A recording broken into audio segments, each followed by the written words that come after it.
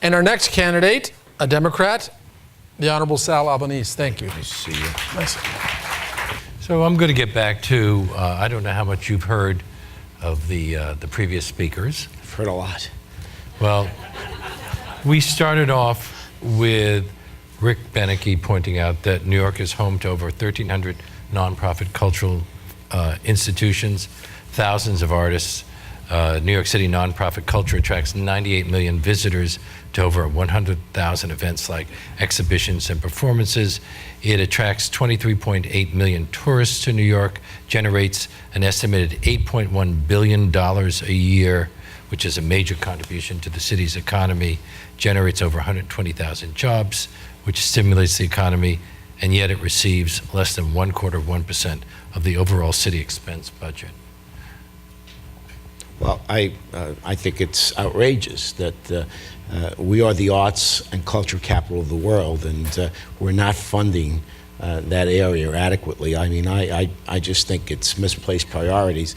I was a school teacher for 11 years, so I was actually in the classroom in the New York City public schools, and I've watched the erosion of spending on arts and music and physical education, things that are not frills. I consider art education not a frill. It's definitely connected to educating the whole child. It's not something that should be treated as a lark. And for example, principals right now are able to use money that's allocated for the arts. Even though it's inadequate, they're able to divert it to other areas, which I think is wrong. And we shouldn't, I mean, I believe principals should have flexibility in terms of running their schools, but I don't think they should be able to divert the entire budget to other areas. So you would make the supplementary arts funding actually be supplementary arts funding? Direct it to arts, not giving principals flexibility. And I don't want to blame simply the principals. I think that we've gotten to a stage in our education system where teaching to the test. A lot of pressures on principals, teachers, and students with this high-risk testing process that we're involved in. And so principals throw everything at teaching to the test, and you divert the areas that the kids need, like art, music, physical education. So I would certainly fund it from the expense budget at a 1% rate. I think it makes a lot of sense, and I think in the long run, it's going to produce a more holistic child. Well, this is a two-pronged discussion. We're talking about funding for the schools, which has been in serious decline, and funding for nonprofit arts institutions. There is a certain amount of synergy there because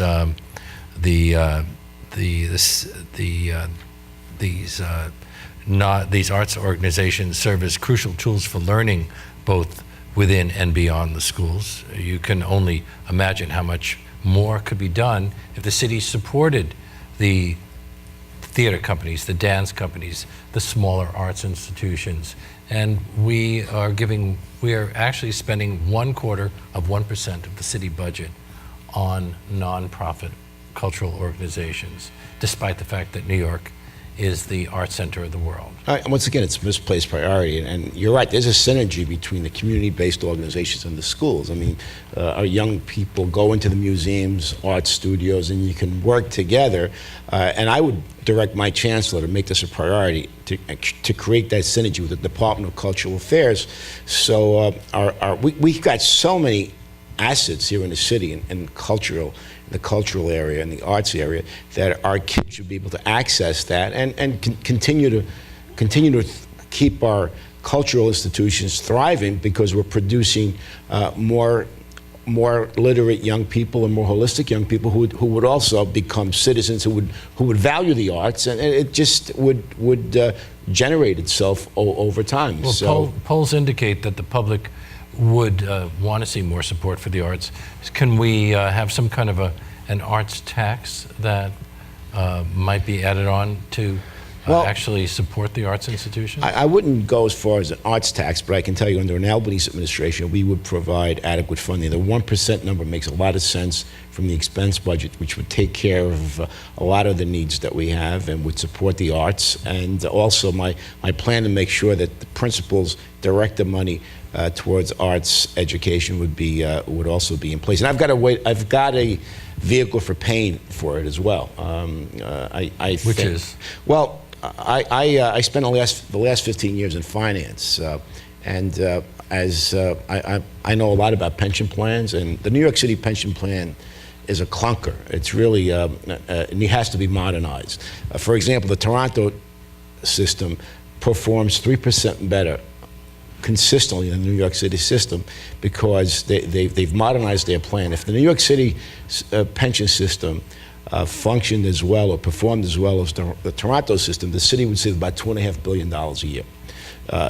Because the city contributed $8 billion last year to the pension plan. If it performed 3% better, it would be about $2.5 billion, which we could use to balance the budget and provide services like arts education. What I will do is work with the labor unions because I need their permission to reform and modernize the plan. And in exchange for a pay raise, I would want them to come forward and to give me the flexibility to do that. And also, I think George McDonald hit on something as well. I think our health care bill for the city is astronomical. I don't support what George is saying, but I do support streamlining it. For example, there are 84 different supplementary health care plans that the unions have. I would ask the unions to merge them into one, and then we could leverage that by dealing with the pharmaceutical industry and with other healthcare providers to bring down the cost and also save the city money so we can provide services. And the other issue, of course, is we give away a lot of money in terms of tax breaks to developers sometimes that don't need them. I'm not against tax breaks, but if they create jobs and they create development where we need those developments, we have a history of giving away largesse to campaign contributors. I've drawn a very bright line in my campaign. I'm not accepting money from people who do business with the city. I'm not accepting money from developers or lobbyists because if you get there, only favors all over town, all the rhetoric that we mount in these campaigns will not come to fruition. So I want to make decisions on the merits. And we have a $70 billion budget. I think it's tragic that we don't spend.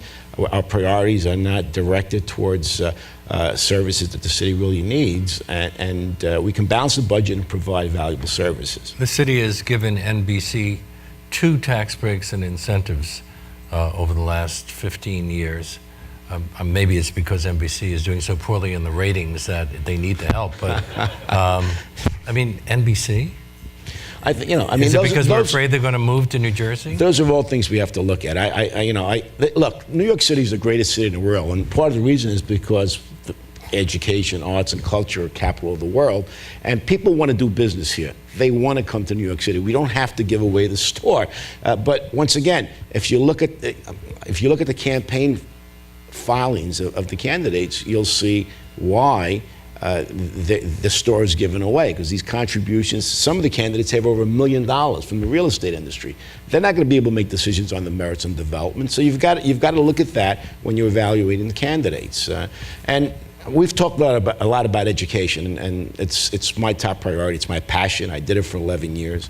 I came here as an immigrant at the age of 8, and it was the public schools, the libraries, the sports programs that elevated my family from the working class to the middle class. My mother was a garment worker, so I believe in the city elevates people, and we have to provide the services to do that. But we're missing the boat when it comes to education. It's clear now, neurologists and psychologists have proven beyond a reasonable doubt that many of our young people come into our schools at 4 or 5 years old, way behind. And the reason, and many of them never catch up. I mean, the average middle class kid comes into a school building at 4 years old knowing 1,400 words. Your average from a poor community knows about 300 words. The reason is, it's not an IQ issue, it's poverty. Poverty causes stress, stress causes developmental issues.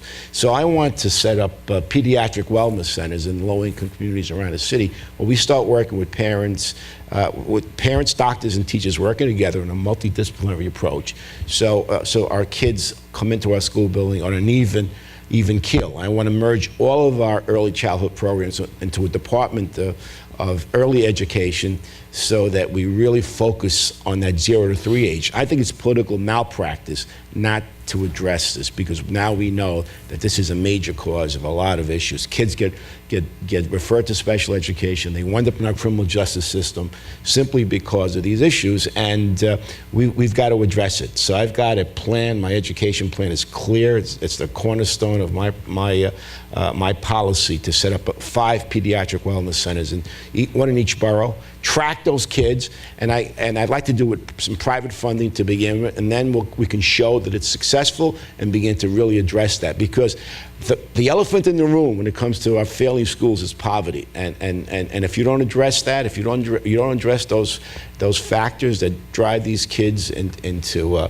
unfortunate circumstances early on, I think it's malpractice. So I want to address it, and I'm going to do it as mayor. As a cultural consumer,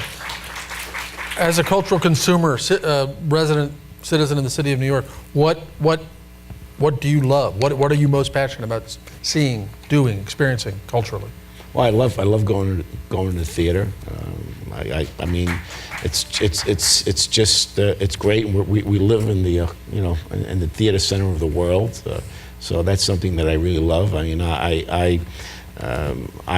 one of the things that I noticed when I first came to the United States was I came on the Christopher Columbus. It was I was 8 years old. It was we came into the harbor, and I was on the deck, and I saw the Statue of Liberty, and it was just I didn't know what it meant, what it signified at that time, but it was such an awesome experience, and it's all due to architecture, and that had a real impact on me. So without art and without culture, we're really not a great civilization. So we have to foster it, and it's not even that expensive to do it. And you actually came on a boat. Yeah, it's amazing. Sometimes people make fun of, you came here on a boat. I really came here on a boat. Yeah. You're off the boat. Yes, I was off the boat. Christopher, in those days, I came we came here in 1958, and it was the Italian line, Christopher Columbus, that took us across the water in 7 days. And I got seasick, by the way, as well. Sal Albanese, thank you very much. Thank you. Thanks a lot. Thank you so much.